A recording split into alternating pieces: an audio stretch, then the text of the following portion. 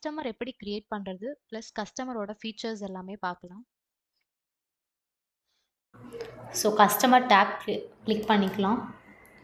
Add customer, customer name, customer mail, customer phone number, alternate number, date of birth, gender select பண்ணிக்கலாம்.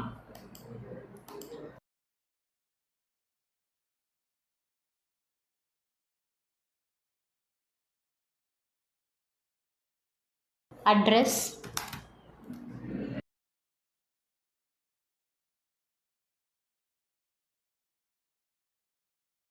Address line 2 Chennai, state, zip code போட்டுக்கலாம். Country, reference customer எதை பார்த்துட்டு ஷாப்க்கு வந்தாங்கன்றது, so referral or others. So create customer.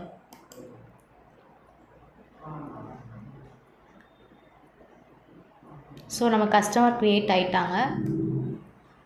So இந்த டேஷ்போர்டில் நீங்கள் அதை பார்க்கலாம் கஸ்டமர் லிஸ்ட்டில். நெக்ஸ்ட்டு கஸ்டமரோட இன்ஃபோ, நம்ம க்ரியேட் பண்ண இன்ஃபோவை பார்த்துக்கலாம். இதில் கஸ்டமர் நம்ம என்னென்ன க்ரியேட் பண்ணோம் அவங்களோட இன்ஃபோவை பார்த்துக்கலாம். இது வந்து எடிட் ஆப்ஷன், எடிட் கஸ்டமர். நம்ம ஏதாவது எடிட் வேணுன்னா எடிட் பண்ணிக்கலாம்.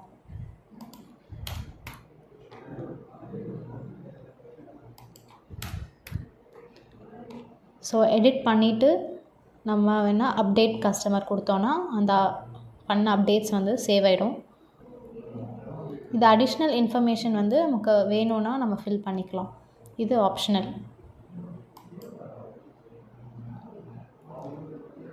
ஸோ நம்ம பண்ண எடிட்ஸ் வந்து சேஞ்ச் ஆகிடுச்சு.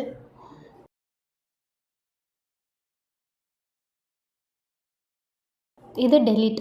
இந்த கஸ்டமர் வேணாம் அப்படின்னா நம்ம டெலீட் கஸ்டமர் கொடுத்தோன்னா டெலீட் ஆகிடும். இது கஸ்டமரோட ஆர்டர் ஹிஸ்ட்ரி. ஸோ கஸ்டமர் எப்போல்லாம் ஆர்டர் பண்ணியிருக்காங்கன்றது நம்ம இதில் பார்த்துக்கலாம். இது வந்து கஸ்டமரோட பவர் செக் பண்ணுறதுக்கு. ஸோ இங்கே அவங்க சேஞ்சஸ் வேணால் சேஞ்சஸ் பண்ணிக்கலாம். பண்ணிவிட்டு சேவ் பவர் கொடுத்தோன்னா அவங்களோட பவர் வேல்யூஸ் வந்து சேவ் ஆகிடும்.